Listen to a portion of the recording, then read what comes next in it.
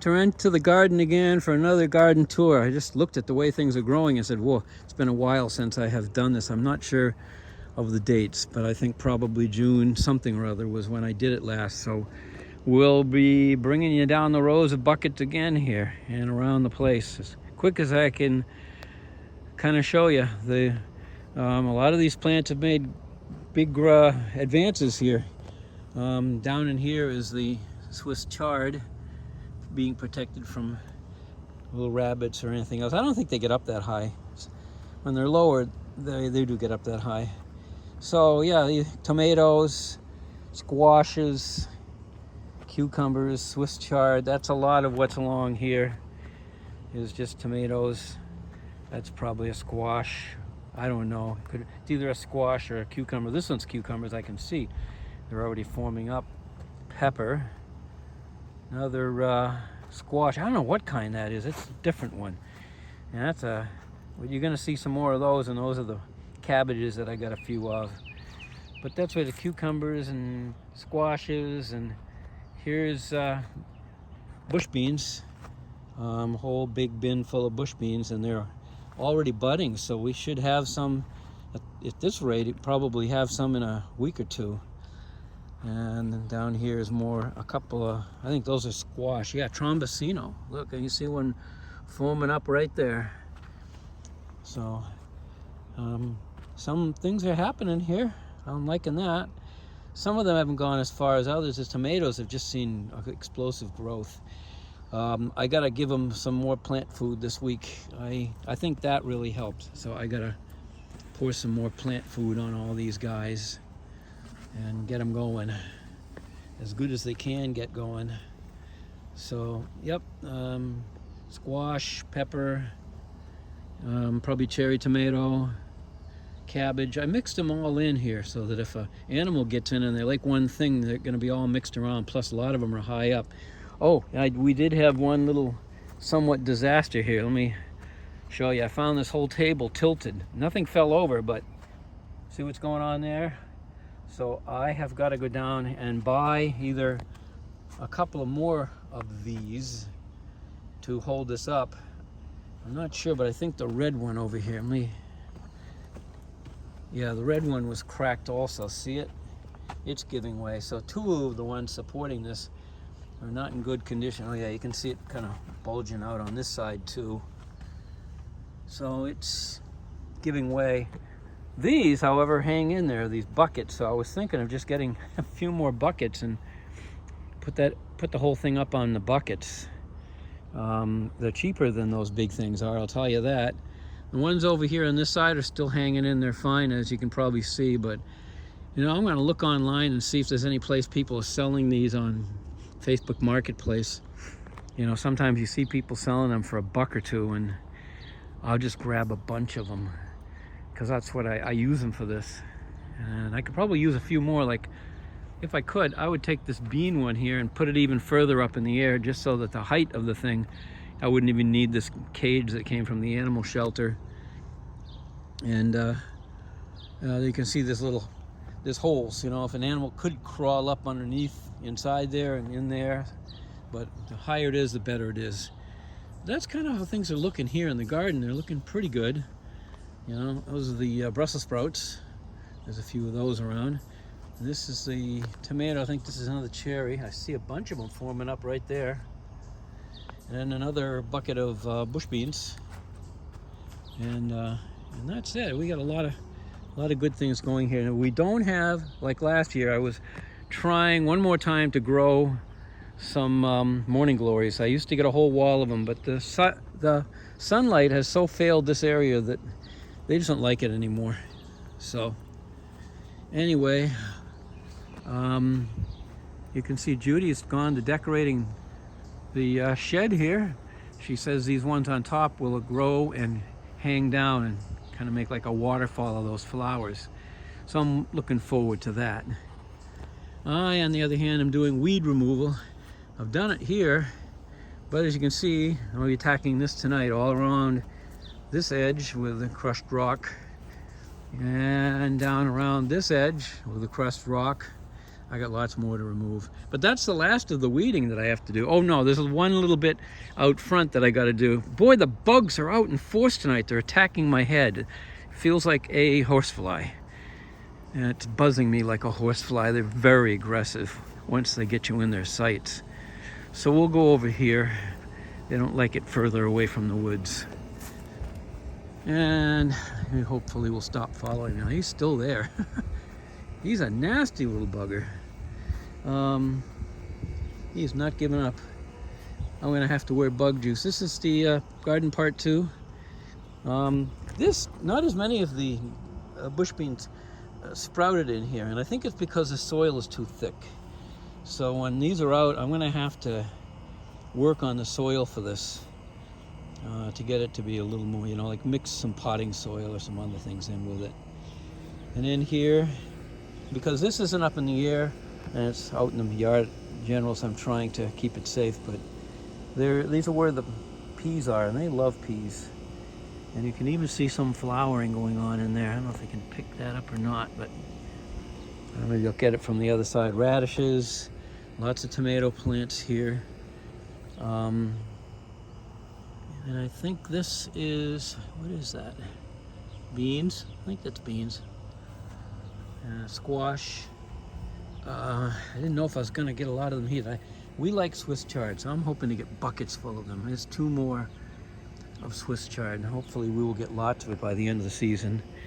A couple more of the cabbage. There was 6 of each, and there's another of the Brussels sprouts, tomato plants, a couple more cabbage, squash. These are squashes. This is Trombosino squash, and I can see 2 forming up here. See them right there? If they actually come around. And I'm not sure. I think this is, yeah, I think that's cucumbers. There's a lot of cukes, and I may have misspoke here, but there's a lot of cukes. There's a cuke down in there forming. So it really looks good. I've got to pour on that Miracle Grow this year. Sorry about my unsteady hands, but I'm swatting flies that are attacking me. This one in particular. So sorry. Didn't know that was going to happen. These are morning glories, and once they're up enough,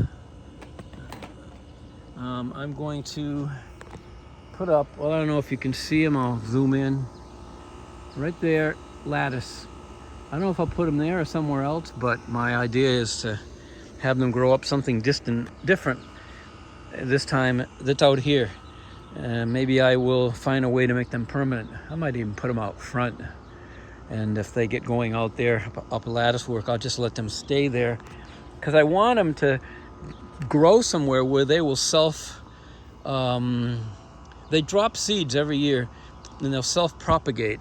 That's the word I was looking for. But I'm looking to have that happen. That would be really good. That's the way it used to be in my garden. I never planted seeds for them. They always had tons of them coming up. But it's all being killed off by the lack of sunlight. Judy had these daisies given to us, a plantlet, I don't know, a year or so ago.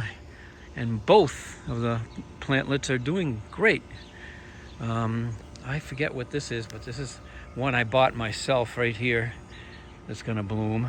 Maybe that's that one that's, yeah, I think it is. I think that's the one that is it turns into a ball of flowers, and it's actually an onion type of plant. And this is the reed grass, which will take over your yard if you let it. I forget what this is. But this is looking pretty good too. Oh, yeah. And I have the Japanese wonder plant that I became familiar with years ago, and I planted seeds last year, and they formed up in a pot and did well, and we got what do you call them? I got a whole bunch of the bulbs, and I planted them here, and I planted them over there. I had kept them over the winter, so they're doing well. And the big one, that's the oldest granddaddy of them all, is over on the other side of the house, and we'll get there. But well, I also have a pot of new seedlings growing right there. So there'll probably be a whole bunch more bulbs for me next year.